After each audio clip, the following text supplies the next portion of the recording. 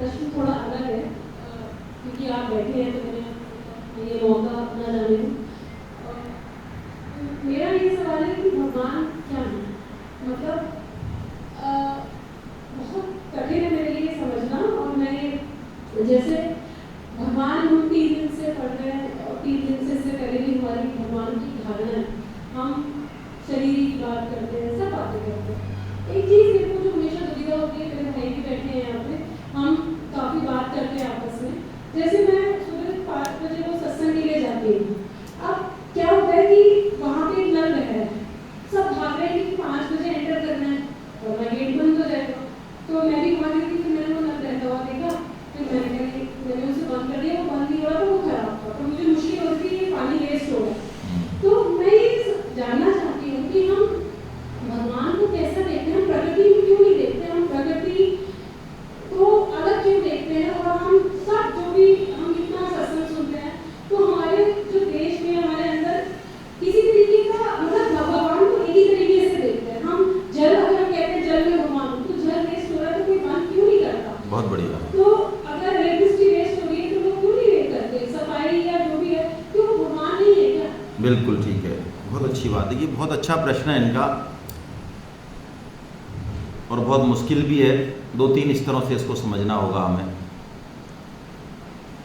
हम सबके साथ ये समस्या है कि हमने भगवान को सर्वव्यापक न मान करके और किसी एक देश काल में सीमित मान रखा है। एक विशेष फॉर्मेट में हम मानते हैं, पता नहीं क्या होगा, कैसा होगा। कम से कम इसमें तो हम जो देख रहे हैं, इसमें तो भगवान हम नहीं देख पाते। स्वामी शरणानंद जी महाराज, जिनको कि स्वामी जी गुरुवत मानते थे, परम श्रद्धेय स्वामी जी महाराज, उन्होंने एक बात लिखी कि जब तक हम जगत के हर व्यक्ति में और हर पदार्थ में भगवत दर्शन नहीं कर सकते, तब तक हम भगवान की समग्रता को नहीं समझ सकते। शास्त्र साधक के स्तर से बोलता है। मेरी बात को पकड़ें। शास्त्र जो है वो साधक के स्तर से बोलता है। आप अपने बच्चे से बात करेंगी तो उस भाषा में करेंगी जिसमें वो समझता है। आप पीएचडी हैं, डीलिट हैं, वो एक अलग बात है, लेकिन वो भाषा में बात करेंगी तो बच्चा नहीं समझ पाएगा। हम जिस स्तर पर हैं, शास्त्र उसी स्तर पर उतर के बात करता है। 2 स्तर हैं शास्त्र के। जैसे इस संसार में हम लिप्त हैं, शरीर में हम लिप्त हैं, आसक्ति है, इसको भगवत स्वरूप मानते नहीं हम, तो शास्त्र हमसे वहाँ बात करता है कि तुम इसको छोड़ो, ये नाशवान है। एक तरफ तो वो ये कहता है, वो इसलिए कहता है क्योंकि हम उसको भगवान से भिन्न मान रहे हैं। दूसरा, भिन्न मान के उसको अपना मान के उसको हमारे पतन का कारण बना रहे हैं। इसलिए शास्त्र कह रहा है कि ये एक जड़ क्षेत्र है। लेकिन वही गीता बाद में जब सिद्ध के स्तर पर आती है तो कह देती है जड़ चेतन कुछ नहीं है, केवल और केवल एक भगवान ही है। अब ये दोनों कॉन्ट्राडिक्टरी हो जाते हैं तो हमको समझने में समस्या आती है। अब आपकी बात है कि भगवान क्या है, कौन है, कैसे हैं। देखिए, सुकरात की कहानी आपने सुनी होगी। सुकरात जी के मन में ये प्रश्न बहुत दिनों से उन्हें उद्वेलित कर रहा था कि भगवान का आकार क्या है, वो है कैसे। पढ़ तो लिया सच्चिदानंद घन है, फलाना है, कन कन में है, ये है, वो है, ये स्वभाव है, ये इन सब चीज़ों से क्या फ़ायदा हुआ? हमें कोई फ़ायदा हुआ? कोई फ़ायदा नहीं हुआ, कुछ नहीं हुआ हमारा। तो समुद्र किनारे जब वो टहल रहे थे तो एक बच्चे को उन्होंने रोते हुए देखा। पूछा क्यों रो रहे हो? तो वो कह रहा है, उसके हाथ में एक कटोरा था छोटा सा। उसने कहा मैं इस समुद्र को इस कटोरे में भरना चाहता हूं और ये आ नहीं रहा है, इसलिए मैं रो रहा हूं। सुकरात ने प्रणाम किया उनको गुरुवत की। जिस बात को बड़े बड़े गुरु, दर्शन शास्त्री और शास्त्र नहीं समझा पाए, वो मुझे एक बच्चे ने समझा दिया। मैं अपनी बुद्धि रूपी कटोरे में भगवान को लाना चाहता हूं, जो कि संभव नहीं है। तो फिर संभव नहीं है तो फिर अब करें क्या हम? हमारे पास तो मन बुद्धि ही तो है। फिर कैसे समझे हम भगवान को कि वो हैं कौन? देखिए, भगवान चाहें और जितना चाहें वो हमें समझा देंगे। तुलसीदास जी ने यही कहा है, सोई जाने हूँ जेहि देहु जनाई, जानत तुम्हें ही होए जाई। यानी भगवान हमको जिस रूप में जितने आकार में जनाना चाहें वो जना सकते हैं, फिर भी ऐसा नहीं कि वही भगवान है, क्योंकि वो अनंत है। अनंत क्या है? अनंत एक कंसेप्ट है बस। भगवान ने विश्व रूप दिखाया तो क्या लगता है भगवान सिर्फ यही है विश्व रूप में? नहीं, भगवान होता क्या है यदि हम इसकी परिभाषा पे जाएं, फिलहाल कुछ बुद्धि को आश्रय देने के लिए, तो देखिए जैसे रथ को चलाने वाला रथवान होता है, जिसके पास धन है वो धनवान होता है, ऐसे ही जिसके पास भग है वो भगवान होता है। 6 तरह की भग का वर्णन है शास्त्रों में। ये 6 जो हैं विशेषता कौन कौन सी?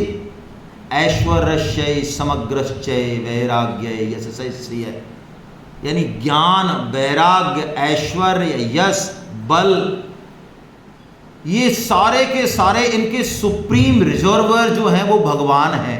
उनकी कोई एक विशेष रूप या आकृति नहीं है, और है भी। मैं दोनों बातें कह रहा हूं। उनकी कोई विशेष, हमारी क्या है, हमारी बुद्धि उस चीज को पकड़ सकती है जो एक देश में हो, मतलब एक सीमित जगह में हो और एक काल में हो। आप समझें बात को, क्योंकि आपका प्रश्न बहुत खतरनाक है ये।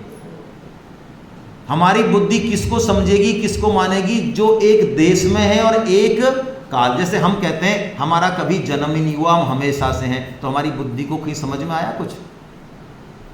सोचो आप एक मिनट, इस पर थोड़ा विचार करो, क्योंकि ये प्रश्न बहुत गहरे हैं, वेदांत के प्रश्न हैं, और हमारी तैयारी उस तरह की है नहीं, पढ़ाई है नहीं, तो बड़ी दिक्कत आती है। लेकिन स्वामी जी ने प्रकाश डाला है इस बेस पे, मैं कह रहा हूँ।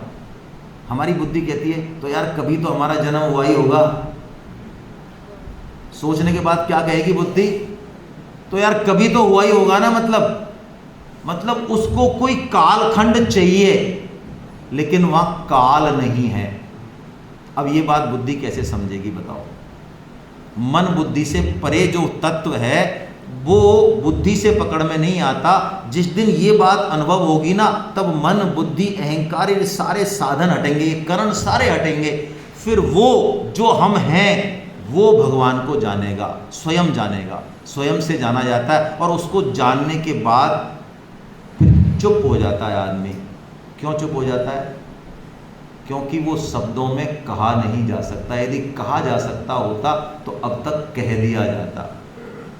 स्वामी जी उदाहरण देते हैं, किसी की कुएं में अंगूठी गिर गई तो वो उतारने वाला उतर गया, ढूंढ रहा है, कुछ देर बाद उसको अंगूठी मिल गई। अब वो कह सकता है क्या नीचे से? अरे कुएं की गहराई में कह सकता है कि मुझे मिल गई? वो बस रस्सी को हिलाता है, उससे सामने वाले को, ऊपर वाले को पता चलता है कि इसको अंगूठी, अब खींच लो इसको। ऐसे ही संकेत हैं शास्त्रों में। भगवान कौन है, कैसे हैं, बस अभी हम इतना जान लें, वो जैसे भी हैं वो हमारे हैं, हमारे लिए बड़े करुणावान हैं, और हम उन्हीं से प्रार्थना करें। आप अपना ये प्रश्न उन्हीं के चरणों में डाल दो कि हे प्रभु, मैं आपका स्वरूप जानना चाहती हूँ, आप कैसे हो, आपकी प्रवृत्ति क्या? अर्जुन भी तो यही प्रश्न करता है, भगवान मैं नहीं जानता आप कौन हो, कैसे हो, क्या करना चाहते हो, आपने ये क्या दिखा दिया मुझे, थर थर थर थर थर थर करता है अर्जुन। यही हमारी स्थिति है, बुद्धि से उनको पकड़ा नहीं जा सकता। हाँ, भगवान कृपा करेंगे तो हम भगवान के उस रूप को, समग्र रूप को, सबको जान पाएंगे। रामकृष्ण परमहंस यही कहते हैं, उनसे भी ये प्रश्न विवेकानंद जी ने किया, तो रामकृष्ण परमहंस कहते हैं कि जिस तत्व का मैं अनुभव करता हूँ, रात और दिन जीता हूँ, जिसको देखता हूँ। विवेकानंद जी ने पूछा आपने ईश्वर को देखा है? सब लोग कहते हैं सर्वव्यापक है, सच्चिदानंद है, अविनाशी है, बड़े बड़े पंडितों के पास गए, उन्होंने क्या देखा है? क्या किसी की हिम्मत नहीं होती थी कि हाँ बोलते कि ना बोलते। रामकृष्ण परमहंस जी से जब पूछा, उन्होंने कहा हाँ, जैसे मैं तुझको देख रहा हूं इससे भी ज्यादा स्पष्ट, और क्या तू देखना चाहता है? मैं तुझे भी दिखा सकता हूं। और वो कहते थे कि मैं उस तत्व का दर्शन करता हूं, उसको मैं कहना चाहता हूं, सबको बताना चाहता हूं, उस ईश्वर के बारे में, उस भगवान के बारे में, लेकिन मां मेरा गला पकड़ लेती है। क्या मतलब है इसका? मां आती है गला पकड़ने, मतलब यही है कि जिसको मैं स्वयं जानता हूं, मन बुद्धि अहम तो जानते नहीं, मैं स्वयं जानता हूं जब मैं नीचे उतरता हूं समाधि के स्तर से तो शब्दों में वो कहा नहीं जाता, करूं कैसे। देखिए, मैं एक प्रकरण के साथ अपनी बात खत्म करूंगा। भगवान श्री राम और लक्ष्मण पुष्प चुन रहे हैं और माता सीता गौरी का पूजन करने आई हैं, तो उनकी एक सखी उनसे बिछुड़ के और बाग में आ जाती है, और जैसे ही भगवान श्री राम को देखती है एकदम अभिभूत हो जाती है और कहती है हमारी राजकुमारी के लिए तो बस यही होना चाहिए वर, और पागलों की तरह दौड़ती है, माता सीता को पकड़ के खींचती है। तो सखियां कहती कहाँ ले जा रही है, पूजन तो करने दे। उन्होंने कहा पूजन करते रहना, अरे इस जिंदगी का सर्वश्रेष्ठ फल ले लो, चलो मेरे साथ। क्या देखा तूने, ऐसा क्या देखा, कहां ले जा रही है। क्या बोलते हैं तुलसीदास जी ने, कैसा वर्णन किया इस चौपाई में, आप अपने उत्तर को ढूंढना। श्याम गौर किमि कहो बखानी, गिरा अनयन नयन बिन बानी। वो कहते हैं उस रूप का, उस आकार का, उस आनंद का मैं वर्णन कैसे करूं। क्यों नहीं कर सकती, तेरे जवान नहीं है क्या, क्यों नहीं कर सकती। अरे जवान तो है, लेकिन जवान ने देखा नहीं, देखा तो आंखों ने है, और आंखों के जवान नहीं है, तो मैं कहूं कैसे। हरे कृष्णा।